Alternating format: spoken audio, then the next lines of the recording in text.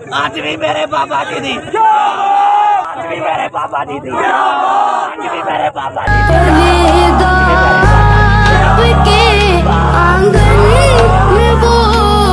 महबूब खालिक का जिसके वास्ते खालिक ने दो आलम बनाए हैं।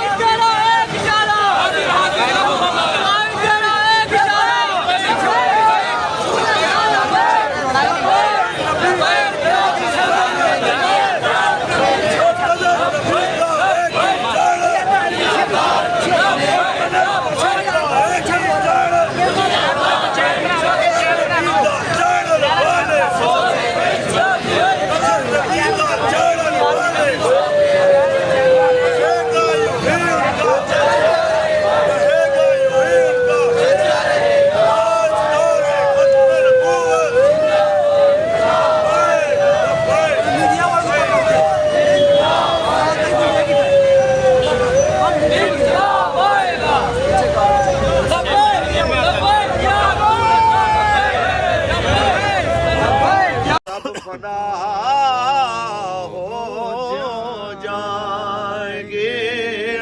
काफी लेकिन हश्र तक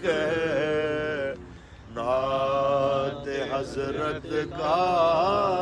जुबानों पर सुखन रह जाएगा, बस रसूलुल्लाह का